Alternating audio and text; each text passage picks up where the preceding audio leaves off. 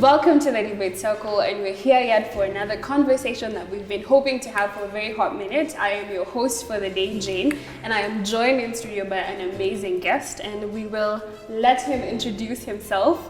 Bila pressure nyingi. So, welcome very much. Thank you, Jane. Hi everyone, my name is Richard Odongo. I'm an advocate with the High Court of Kenya, a member of the Law Society of Kenya and the Chartered Institute of Arbitrators. Yes, I'm basically a lawyer in Nairobi. Yeah. Thank you very much. This one is a humble one. He's capped his introductions, but thank you very much, Richard, for coming on set. We are building up a conversation that we've been having here at the Debate Circle around fintech, and ideally we did something about anti-money laundering, and we also had Core, which is a fintech startup in Kenya, and we kind of built a series. So we're building up in terms of like the legal compliance required when it comes to fintechs. I think just to kick us off, I have a bit of statistics here. I don't want to burden the audience with reading it, but the Kenyan Startup Ecosystem Report 2022 ideally puts Kenya at the hub of fintech startups when it comes to the continent at whole. So we have a majority of the fintechs here in Kenya at a 30.2% rate. So it's definitely the hub of everything financial tech. Yeah. Now, before I start throwing in jargons, because someone is like, fintech, Jen, what do you mean by fintech? Perhaps you want to tell us what exactly do we mean when we say fintech, and also like what are some of the services that would be encompassed under fintech? Yeah, fintech basically is a financial technology. So it basically moved anything finance to the palm of your hand, whether it's laptop, mobile, or via website. So fintech basically comprises of the main products I think I'd say for now that are very, very common is obviously you have the digital lending. Yeah. Obviously then you also have products like Safaricom's M-Pesa, which is actually fintech, where basically you can move money from person to person without any need for basically physical cash. And also anything to do with, so aside from digital lending, of course you have digital credit as well. And then also what we call neobanks, whereby so you have a platform that allows you to load money or view balances or again send money across continents or across countries without any basically bank involvement. Though of course most times they have to partner with banks. So basically digital movement of cash. Yeah. Okay, so I think that comes into mind when we say fintechs, because we've really been talking about financial inclusion, and for a lot of people on the continent, ideally would not have a bank account. So now that's where fintech has been coming in and bundling most of this financial services. So if you can have M-Pesa and probably not have a bank account. So I think now especially for Kenyans, when you talk about fintech, M-Pesa is like the first thing that comes to mind. Because for other continents, people of an older generation may not really understand what do you mean by fintech, but here we're already used to using some of these services. I think having that understanding of the services and what ideally a fintech is, moving straight forward to like the startup ecosystem space, when we're talking about regulation, because often when in this innovation spaces, people do not want to hear the word regulation. They hear regulation and like run, but it is part and parcel of a financial system. So what are the key regulatory bodies that one has to factor in if you're thinking of starting a fintech service? So in Kenya, of course, I mean, like you said, most people don't like being regulated or monitored or licensed. We like operating undercover, chini ya maji, but obviously because of the risk, because you're dealing with people's money. Yes. So because of the risk, obviously you have to be regulated by the Central Bank of Kenya as the main regulatory body in terms of getting licenses, product approvals, making sure your operations and systems are in place in terms of anti-money laundering and just basically combating financial terrorism. So in a nutshell, what we do obviously now, at least in the legal sector, is that we help fintech set up. So right from, we either come in from the stage of getting funding, so at the investor stage, or we come in after you've gotten your funding. Now you're actually now setting up operations, you're incorporating your company, putting in corporate governance in place and whatnot. But so the overview, I think, for me would be to say that obviously you have to be a company in Kenya, so you have to incorporate for sure. A foreign company can also obviously have, you can incorporate a local branch or subsidiary. So aside from that, then of course, after you have your company in place, you will then approach the CBK to get licensing for your product. So obviously digital credit providers and digital lending apps obviously have separate regulations as opposed to payment service providers. So and when I say payment service providers, I mean companies that offer a platform, a solution for you to make payments. So let's say you're at a restaurant and so the restaurant obviously at times they have the PDQ machine, but you're seeing more and more they have companies that collect M-Pesa payments on their behalf. On their behalf. Yeah. So it's like an interoperability yes. of some sort. And that sounds like a very complex word. It is a complex system. When I say, but ideally, it's like service and service and service. So as we've said, it's like a bundling of banking services. So there are platforms that collect on behalf of others and things of that nature. You've talked about CBK and especially in terms of licensing and even just product launching for companies set up. So let's come to the consumer or the customer end bit of it. What would be the requirements for onboarding? Perhaps you have a product, and so how do you go about onboarding clients? Like what are some of the legal requirements if you are going to now get customers on your platform? Bearing in mind we're talking about the Kenyan jurisdiction here. Yeah, so in terms of onboarding, obviously now CBK has placed the onus on basically the PSPs and digital lending apps. So PSPs, PSPs we have a lawyer in the house, guys. You will hear a lot of a lot of acronyms and whatnot. But PSPs basically, I think I'll just call them all Fintechs. But PSPs, of course, are different from DCPs, who are digital credit providers and digital lenders. PSPs are more the payment platforms or payment solutions, right? So the onus now is on them to collect the customer information, client information, what we call know your client KYC information. So of course they'll ask for your ID, they'll ask obviously for your name, address, most likely KRA PIN at times, depending on the service, just to know who you are. Then furthermore, they have to identify, of course, your background checks, so due diligence. For example, if it's a digital lending app, will you pay? Will you pay on time? Can you pay the loan on time? Do you have a good credit score, a good credit record with the Credit Reference Bureau? So obviously they have to ensure that you'll be able to pay before they can advance the product to you.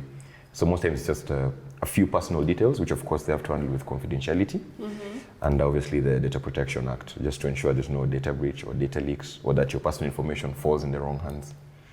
So that's just to identify the customer and make sure that you're dealing with a real person and a person who's able to pay, in a nutshell. Okay, in a nutshell, sounds very complex, but let's widen the jurisdiction. You have set up your fintech, whether it's a payment service or any other form of it, and compliance is very different across the continent and just across the globe. While you're expanding your business, what are some of the key things you need to cater for when you're thinking, we're launching in Nigeria? Because we've seen a lot of scandals on Twitter, Flutterwave this, let me not mention other names before they come for me. But it's very common because you hear, hey, big news, guys, we've just gone through a seed funding, we have this amount of money. 6 months down the line, there's some regulation problems and things of that nature. So for fintechs or for some of the services that are well developed within their local jurisdiction or within their local countries, when they're thinking expanding to other jurisdictions, what are some of the things they need to factor in? I think we'll just pick the top ones because again, this is why you have lawyers, so that you pay for a very elaborate service. True. We can't give free advice here. So we're just painting a picture here. You've set up shop locally. What are we thinking about when we're cutting across now jurisdictions? I think top of mind obviously would be corporate governance. So different countries have different rules and laws when it comes to local shareholding. Some countries will say, okay, we want X number of percentage in terms of your shareholding. So in case you're a Kenyan company and you're, for example, setting up in Nigeria, you'll be told, for example, this is just hypothetical, you'll be told, okay, give 20% to a local resident, for example. That's one of the considerations. Another one, of course, is consumer protection. So different countries obviously have different requirements when it comes to what information you put in your terms and conditions, what policies you should have in place in terms of data privacy, whether it's a customer resolution mechanism in terms of complaints and whatnot. And then also aside from that, you have your tax considerations. Basically taxes obviously in that jurisdiction, how your products will be taxed, the products you advance to customers. And then I think lastly also just generally regulator engagement. Some countries have very strict regulators, others have less strict or formal requirements. So for some countries, it's much easier and quicker to get a license and set up. Others, it'll take you a while, a lot of back and forth with the regulator. They want to find out shareholders, who are the ultimate beneficial owners, for example, where's their money from, and things like that. Yeah, so obviously it's different from country to country, but really depends on where you set up. And obviously, before you do set up, you have to make sure that your local operation here is first of all very functional and sound. Yeah. You've mentioned something, taxes, and we talk about taxes a lot. Guys, if you have not watched the video about the Finance Bill 2023, please tag along just there. We'll put it somewhere here so that you have more information on that. When we're talking about taxes, there's been a lot of on-cry. I will not quote names from Twitter that a lot of fintechs are migrating from the Kenyan space because of how expensive it is to do business here. So, of course, you cannot speak on behalf of CBK, never can you speak on behalf of the tax authority. But what are some of the things that can help in terms of, like, if you would recommend in terms of regulation that can help promote more fintech startups to thrive before we tax them out of business? I think it's a really hard one, because obviously the government has identified that this sector for a very hot minute, has been basically making profits under the radar, and obviously government has to find ways of making money. It's Africa. They have to get revenue and raise the revenue. Whether they use it for the right things or not, of course, it's really up to them. But I think in terms of taxes, we can't really sort of control what government wants to do, because obviously, they have their own fiscal policies behind that. And obviously, like you said, the bank sector has so much. You have people who have no bank accounts, but their M-Pesa balances are off the charts monthly. Guys, so there's a limit. It's only 300,000. I can't have more than that. But then of course is that on you have your maybe millions in your mattress, You have your mattress account. So I think in terms of taxes, obviously government has to be very wise in terms of not scaring off investment in that sector, because I think the digital and financial inclusion is very, very good. We've seen banks launching very nice products recently. Obviously, I think we've seen the Eco Bank and Fingo products, for example, which they're rolling out across Africa. So I think just to promote investment, the tax approach has to be very, very measured and very, very careful. Hopefully, going forward, they won't increase the taxes drastically. For example, we've seen digital asset tax, which is going to come into effect. But I think for now, the environment is fairly conducive for fintech development. I think as long as there's stakeholder engagement, as we always say, then it shouldn't really affect, what happens in terms of investment. Okay, so I should assume that these streets are well misplaced. According to Richard's assessment, it's fairly conducive. So I think the question here is, where are you on the map in terms of your profitability? But true, it is a financial service. Taxation is definitely bound to exist. It's just a question of how do you leverage your partnerships and also just your income in such a way that your business is profitable at the end of the day. I'm gonna allow us to talk about anti-money laundering laws just a bit. So we have a lot of global regulation, especially when it comes to the Financial Action Task Force on money laundering. So if you're coming in and you're setting up a fintech, what are some of the key considerations that you have to factor in when it comes to now global compliance with money laundering? Because I know one of the biggest concerns when it comes to like crypto assets and things of that nature is this is the hub for money laundering and things of that nature. And it tends to give a negative light to blockchain and also just digital currencies, which isn't necessarily the wholesome picture. So how do we tackle this issue of money laundering? I think, obviously, first of all, cryptocurrency is not yet regulated fully in Kenya. Obviously, there's so many task forces, and we have the draft bills in place right now that are being discussed, but there's no concrete law in place for crypto. So for now, please, if you're trading, continue to prosper until CMA and CBK come for you. But until then, obviously, we'll give you a heads up before. Please do your research. Do your research very well before you start trading on these platforms. We have had a lot of stories. But I think in terms of obviously, Kenya is one of the compliant countries when it comes to, I know there's an Eastern and Southern African AML group. Kenya is a member. Of course, we have our Proceeds of Crime and Anti-Money Laundering Act, which is the main law that basically, covers anti-money laundering in Kenya. So that act, the POCAMLA, also establishes the Financial Reporting Center. Now, obviously, most fintechs and fintech companies and the products that they basically put in the market qualify them as what we call reporting institutions. Meaning you have to report to the Financial Reporting Center in terms of your compliance with policies and whatnot. Of course, you have to keep a record of transactions, a record of suspicious transactions as well, and they have basically reporting requirements to the FRC.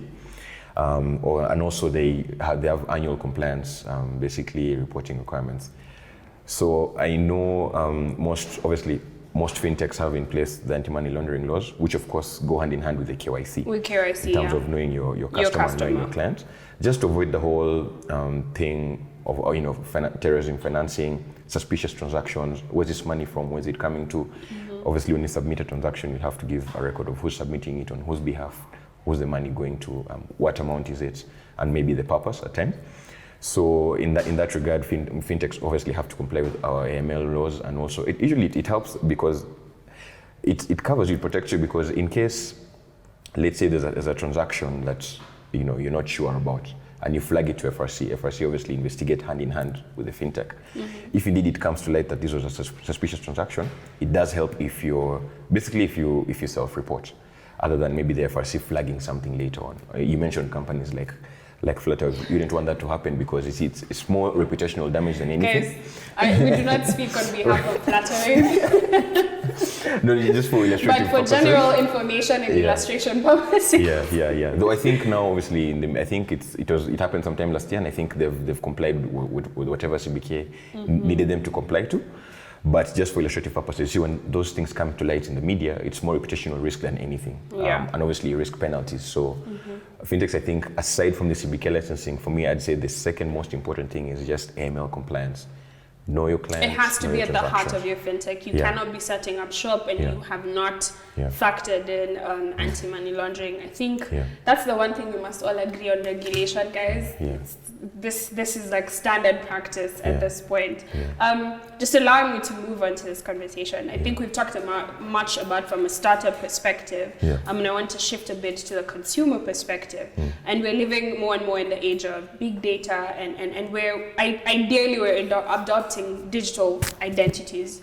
So the question of data privacy now comes in. And I know we'll say, we have laws in place to ensure 1, 2, 3 things. But we do. We do, but then let's go on a consumer perspective. How much does the consumer know in terms of their information that is staying with some of these entities or some of these services, and how can they ensure that that information is actually protected? Because it's not a guarantee that of course you are collecting my data for 1, 2, 3 things. We're seeing more and more cases on Meta and Facebook being questioned on data privacy and how exactly do they use that information. So let's start from a consumer perspective, because here the consumer is at the largest risk. How can we ensure that in terms of compliance or in terms of just knowing what information I'm giving out, that my data is actually well handled? Guys, T's and C's are your friend. I know everyone is guilty of that thing. So you've downloaded your app, you've signed up for this service. They usually have a checkbox saying, by accessing our service, do you agree to the terms and conditions and our privacy policy? Now, obviously, because you're rushing to get whatever product it is. I am guilty of this. I don't think, unless I'm paying for something, I really don't think so much about it. Have you read any T's and C's, Jen? I have. Honestly. Mostly when I'm doing any transaction that is going to another country, or if I'm using a platform where I'm paying for it, I'll most likely read about the terms and conditions. Something happened at home. My niece was playing with her mom's phone, and it's like a game. It's just games people buy from Play Store. And then I think when you move to a next level, you're supposed to like buy coins or something.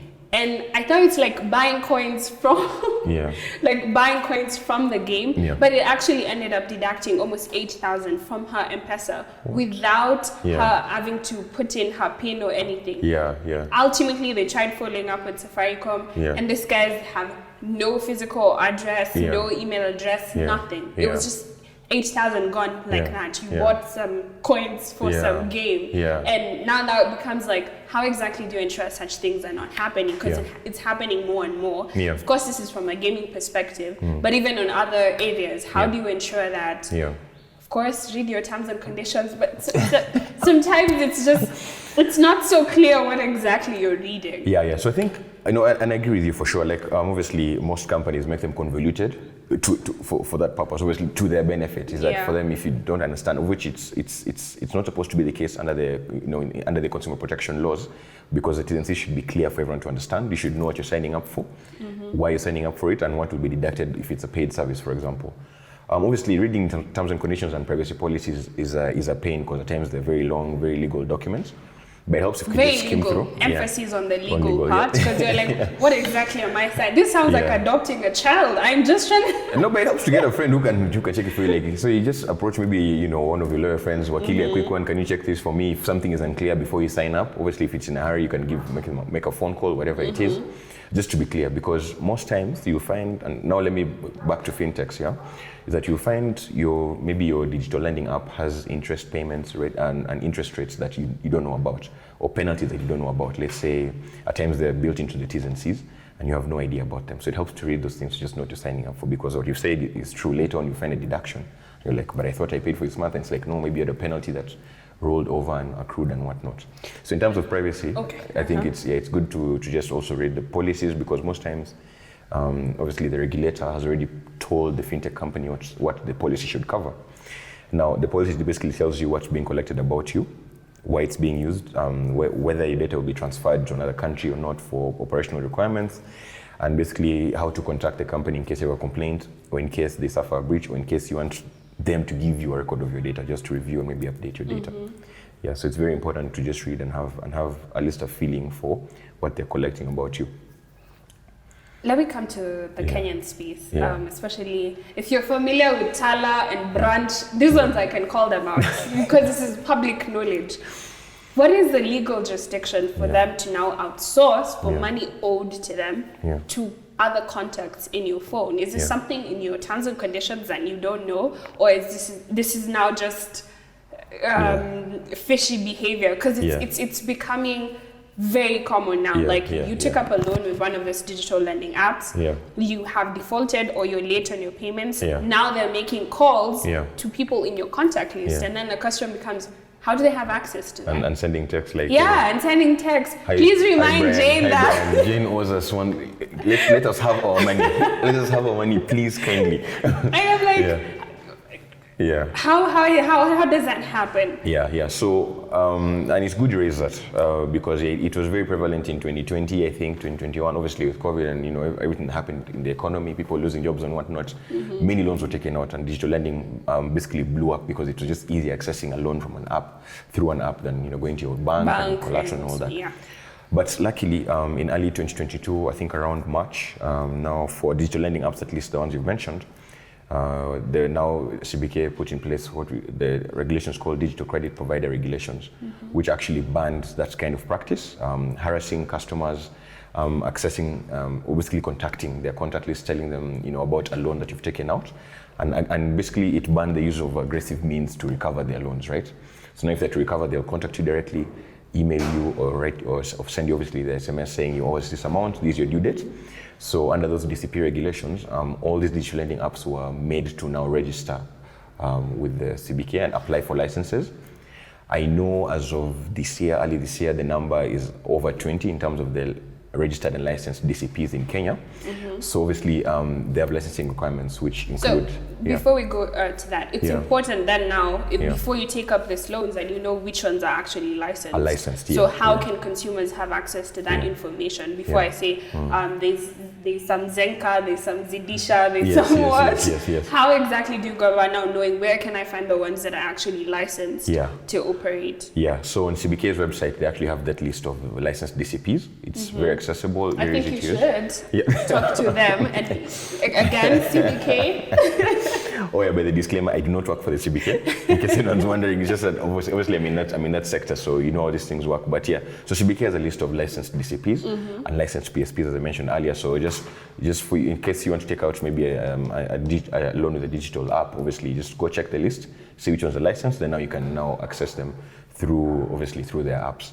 Because most times if they're licensed, they have all these procedures and practices in place to make sure that they don't do basically such unconscionable conduct. It's very harmful and it's very embarrassing, and it's very, I think on the part of the apps, it wasn't very good. I think even just from a reputational point of view. But that's changed. Yeah. That's changed. A bit of KYC before we move to the next part, where we'll be discussing something very interesting. Yeah. We also had an issue still around 2020 COVID pandemic era. Yeah. I'm talking like the pandemic was such a long time ago. It feels like, I mean, yeah. No, it doesn't feel like a long time ago. It was the other day, I was still a child. Now I'm owing the government taxes. Either way, that's a story for another day. Yeah. In terms of KYC, you have set up an account falsely with my details. You've taken up a loan without my consent. How exactly are we mitigating more of such scenarios? Because now we're in the age of digital identities and things of that nature. How are we ensuring that KYC, when I say that digital identity is Jane, it actually is Jane? Because a lot of that was happening where someone took a loan with my details. I did not actually receive that money. So I think in what I've seen in practice is what fintechs are doing and digital apps are doing is they're putting in place authentication steps. So for example, let's say someone submits your ID number and your phone number and says, "Hi, I'm Jane," but they're not Jane. I want to take this loan for this amount. Please send it to my M-Pesa. What happens now is you have in place what you call two-factor authentication. So when you provide the phone number, it'll send that text. That text, the OTP that says, "Okay, please enter the verification PIN first to confirm that it's actually you." Aside from that, obviously you give your ID and ID scan, which has to come from you. And then, of course, they can verify your email as well through the same OTP. I've seen in practice a couple of apps as well request for a photo. Could be actually an actual selfie, or it could be a passport photo. It depends really on the information that you supply. Also, and if they really want to go an extra mile, they request for your KRA PIN.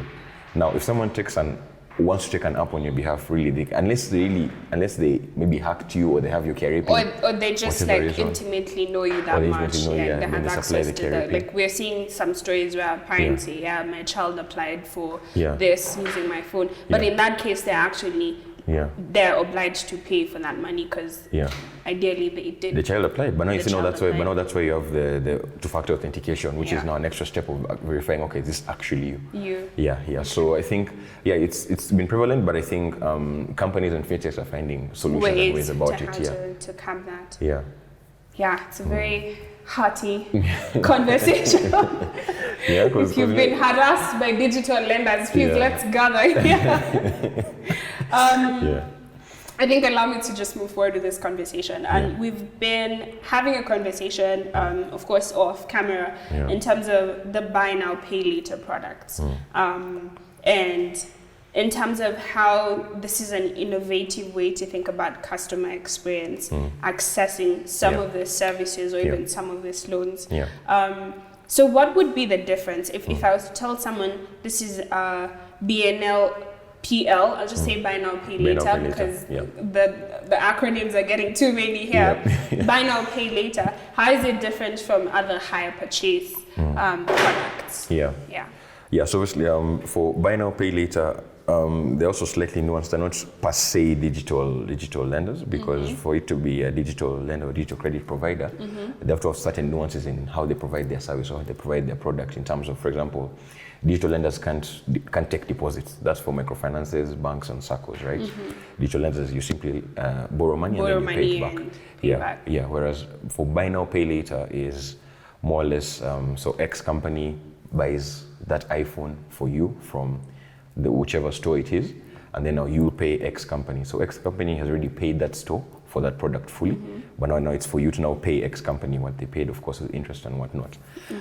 So it's a very popular product service that's being rolled out. Obviously, banks are offering it as well to account holders. If you have your bank account and obviously they have your details, they write you and say, hey Jane, you can buy this fridge and then pay us later, we'll just deduct from your account. This sounds like the type of thing that makes you broke before you receive your salary, but we're listening. No, but if you think about it, it's actually a good product, because let's say you're formally employed and you have a guarantee of a salary each month, and you're sure that in that month, for example, though you set up your budget, you can have, let's say, 20,000 going monthly towards your purchase of a car or a fridge, whatever it is. I think it helps because, and again, this is now digital financial inclusion, because the alternative way of going to a bank and getting a loan and collateral is just is just so long. It's a very tedious, long process. Yeah, so I think it helps, for example, I wouldn't say even just the young people, even older professionals, older people in terms of just setting up your finances, right? Yeah.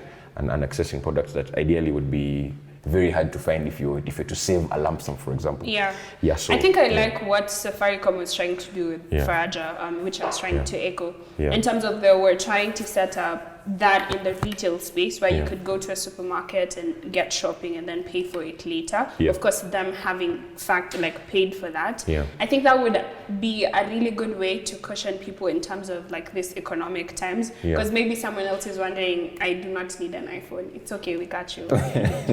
You can buy your shopping through this. And as you've said, it is financial inclusion if it's money that people don't have, but they have a guarantee of getting it at a different time. Yeah. Just the customer experience and also the ability to access some of these services and products prior to it's good. It's a really good initiative. Maybe just from a fintech perspective, do we have a standalone legislation for buy now, pay later products in Kenya? Because how do you go about that? Because I've seen some that claim to have a zero interest rate, and I don't know how that financial model works. How do they make money? Are they just that good? They want to really take care of me? So maybe elaborate. Do we have a standalone legislation for buy now, pay later products? How does that operate? Well, obviously, what we have basically right now is obviously banks that use their current licensing to offer that service as an add-on, basically.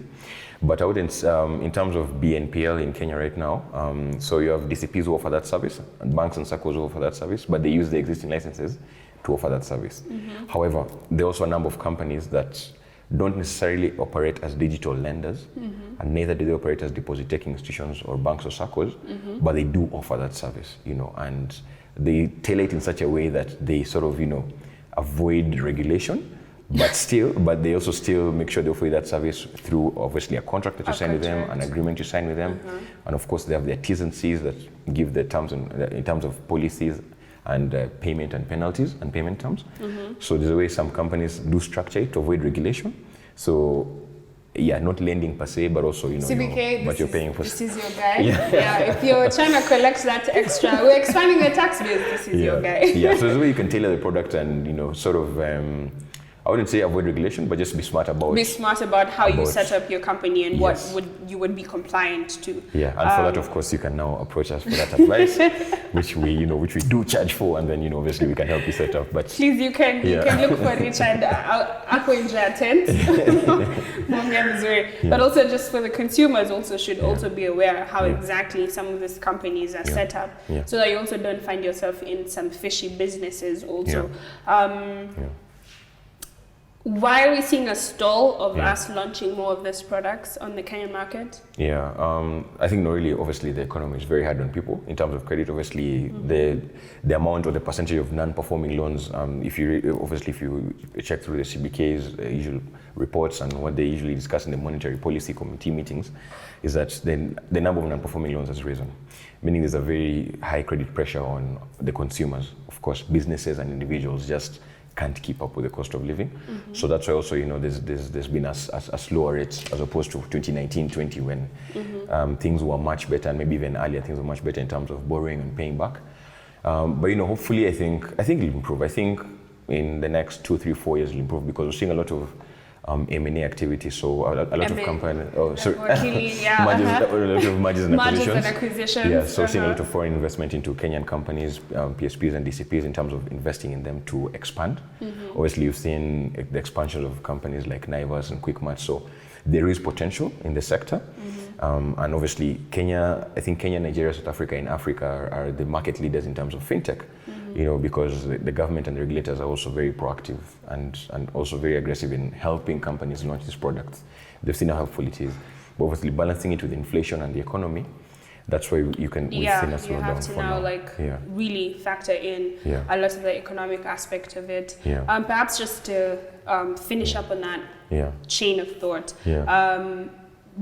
Do such purchases actually affect one's credit score? This is from a consumer perspective. If you are being onboarded for such a purchase or service, does it affect your credit score? Yep. It does. So a lot of, obviously, these fintechs do a due diligence on you. So let's say, Jane, you approach whichever company you approach for that loan. Jane, did you file your returns? I did. I had a whole big banner for Jane file your returns. I'm a tax compliance. I did finally file my returns. Yeah. So most times they'll do a due diligence on you. So they'll obviously get your credit score rating from the Credit Reference Bureau, which obviously is advancing in terms of the record it has about Kenyans who are borrowing loans and whatnot, and credit scores. So they'll do that due diligence, find out what your credit score is, and advance the credit to you. Of course, we had the other products launched by the government the other day. Obviously, one I was about to ask that question. It was in my chain of thought. Yeah. So, where would we categorize the Hustler Fund as? Yeah. Hustler Fund. Because I remember you've said the capacity for some of these fintechs to not collect deposits, but just only like lend money. But here, there's a percentage that is retained as a savings of some sort. I don't know if I have access to that savings. How exactly is the terminology or even the framework that we've structured the Hustler Fund as? Is the savings the interest that was charged that they're retaining, or can I access that savings? Can I access that savings? How exactly is the Hustler Fund framed as? Because we have a Hustler Fund, I think there's a Women Something Fund, and we may have many other housing funds and other funds that are coming up. So, but we'll stick to the Hustler Fund for now. The housing fund is too raw. I know your payslips are crying a bit, but we'll discuss that later. That's a future discussion. I think Hustler Fund, obviously, the government has to protect its interest as well in terms of the amount that it's advanced to in terms of the loans. Of course, they have to cover themselves in terms of defaulters. And obviously, it goes without saying that the government has partnered with a bank or two. I know they've partnered with one local bank. And obviously, they've partnered with M-Pesa, with the Safaricom products, in terms of how you access your actual Hustler Fund and how you pay it back and the interest that's locked in and whatnot. I think I'd say the model, we'll see if it works. Obviously, it's not even been a year since it was launched. I think maybe if you have this conversation later on, we'll see now if that actually works and whether they'll review certain things. You should try *254 if you're in need of money and then see if this is actually working. I think the intentions are not definitely misplaced in that. It's just the nuance of how it's set up and its model and things of that nature. But it's also one of the good things we must say has come out of this regime in terms of giving people access to quick short-term loans, which I'm not going to walk to a bank and ask for 2,000. So these are some of the good things that we must give good grace where it is due. Perhaps just now to wind up this conversation, I think the last thing we had factored for was when it comes to cybersecurity. We're seeing more and more of data breaches, and not only is it a threat to the consumer, but also to the fintech themselves. And I know we'll say, create a cybersecurity platform and sensitize and capacity build. So how exactly do we go about that, both from a consumer perspective and from a fintech perspective? And in the instance where we have a data breach, how is the consumer protected? So let me start with the good news. I think the good news is that, again, as companies get approval and licenses from the CBK and whatnot, those have to submit basically their IT policy and how they handle customer data, how they ensure information security. Most times you'll have a data protection officer, or you'll have an information security officer, or you'll have a cybersec team, of course, which is basically the IT team, your IT guys, right? So obviously they have to set up systems that are designed inherently to protect and safeguard client data that they collect and have. Now, in this age and era of cloud solutions, and obviously we moved away from the traditional, physical paper, data. And they call the cupboards and drawers and whatnot. There was a time, guys, you had to write everything when you're applying to open a bank account, and you had to wait 5 working days. Quite literally. No, at least you can just do it, wherever you are and wherever scan it. You are and just send it. But I think obviously companies are trying to figure out how to best manage that. So I know most obviously secure things through a cloud, or they have robust IT systems, obviously in line with data privacy policies, both internal policies and also outward facing, so customer facing policies that inform customers, this is how we handle your data, this is what happens in case of a breach, this is what we need from you, from time to time we'll need to update your data, this is how we'll update it and whatnot. So I think in terms of that, obviously with the enactment of the Data Protection Act in 2019 and the regulations soon thereafter, we've seen companies become very compliant, and also for digital lenders in Kenya, to actually get a license from the CBK, you have to submit your registration with the Office of the Data Protection Commissioner. So either as a data processor or as a data controller. So now there's a bit more, I would say, insulation in terms of how your data is being handled, but just the mechanisms that are in place. Yeah, but then also on data breaches, obviously, we've seen a couple locally that's happened to local companies, retailers and whatnot. They've suffered data breaches, and I think it's not to be taken for granted. This convo can be taken lightly because, again, when you suffer that data breach, more often than not, you'll have to inform. Obviously, you have to inform the commissioner, the ODPC, about the breach that's been suffered, and then put in place steps on how you'll mitigate and maybe recover the data, inform data subjects where you need to inform them, and then obviously if you're not compliant, there's even penalties and stuff like that, and obviously consumers can complain. So I think in terms of, I keep saying it's more of a reputational risk and damage more than anything. Like financially, yes, you might lose a bit of money, maybe lose a bit of investment, but it's more of now, consumers won't really trust a brand that suffered a breach or a hack. Like Meta, I know people who left Facebook after Cambridge Analytica came out, for example, on how it emerged that things were being shared. People are still on Facebook? Yeah. I'm just asking. It's good for businessmen. It's good for businessmen and businesswomen, I can't say I relate. I think I haven't used the platform for over 10 years. Probably would have to go on a learned basis of how to operate. But as you've said, there are a lot of businesses that are on that platform. So Cambridge Analytica was one of the things that now really put the business at a proper reputational risk. But just lastly, as we wind up, for a consumer, in the case now that there's been a data breach, how do you go about protecting yourself? Because now we don't know who has this information and what exactly they would intend to do with it. Obviously, I think, if it does, most times it, so if it doesn't imagine the media that company X says, hey guys, we suffered a data breach, but this is what we're doing to mitigate. It almost never imagines the media. No, most times they actually put PR communications, of course, they'll engage and approach. The language is usually very dainty. It's like, it's there, but it's not there. We're working on it. I mean, just to avoid, sounding off too many alarm bells. But you get why, because I mean, it's a whole spiral when it happens. Yes. So most times trying to do a lot of damage control. Damage control, exactly. That's the exact word. So usually, most times when it happens is, yes, you can write to that company and say, hey guys, you actually have this information on me. Is it safe or was it part of the breach? But also, that company also has an obligation to inform you. Or where it doesn't inform you, it obviously tells the ODPC, okay, we want me to inform these guys for X number of reasons. Maybe they've put in technical, organizational safeguards that they don't need to inform you. They can say, okay, we suffered a breach or a hack, but because of X, Y, and Z, we don't need to inform these guys. Sounding like a lawyer, that they don't need to inform you. Either way. Because it's in the regulations, so I just have to let you guys know, right? But they have an obligation to inform you, and also equally, you have a right to complain. If indeed that hack or breach happens, you have a right to complain to the ODPC. There's a whole complaint procedure. And in the ODPC website, where you can go online, fill in the form, fill in the details, and then send it off, and then ODPC then contacts the company.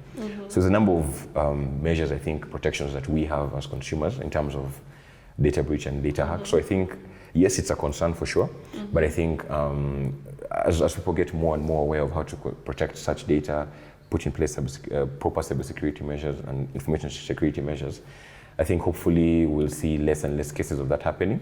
Though at times, of course, is that most times the hackers will do that just to get a ransom. It's not really that they want to use that data, because most times it's useless to them. We will not assume that. We have the consumer. We will take utmost caution when it comes to that.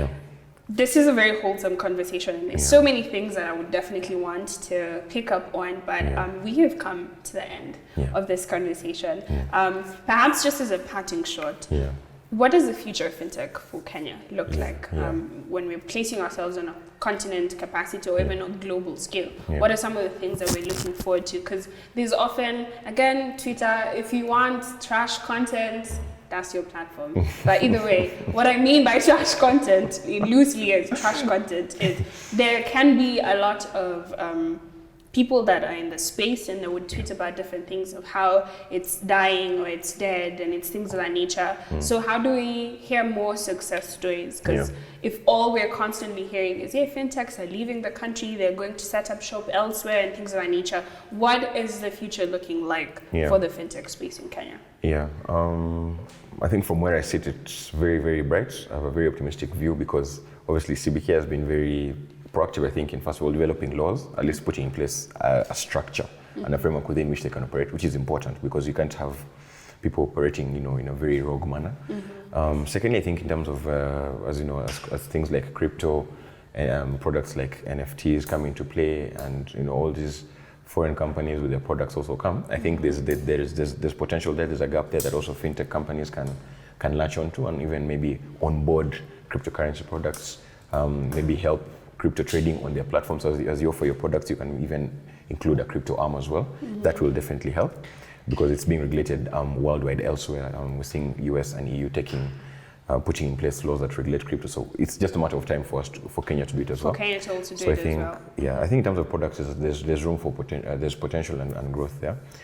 And then also, I think Kenyans obviously want to access credit easily. So I think we'll see more and more products being launched in the market. And so I think there's honestly potential for growth here from where I sit, even just with the commercial activity in terms of investment that's happening and funding. Yes. Anyway, there's hope. So if we are going to be discussing matters fintech, I think it's hopeful. That's just the word that I have to use when we're talking about this. Anyway, Richard, thank you so much for coming to the show.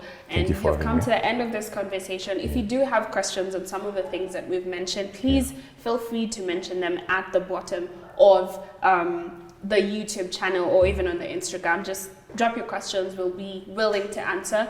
Share, subscribe. Subscribe. Before we share, subscribe, Richard, unatuma salamu wapi? You were supposed to greet your ancestors and your village mates. I'm a village mate, everyone that's raised me and been there for me. But it's been nice. It's been really nice. I've had fun.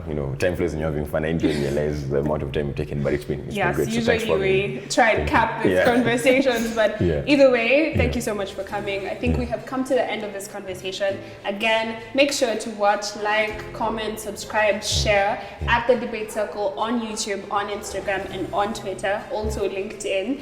And until next time, it is goodbye from us.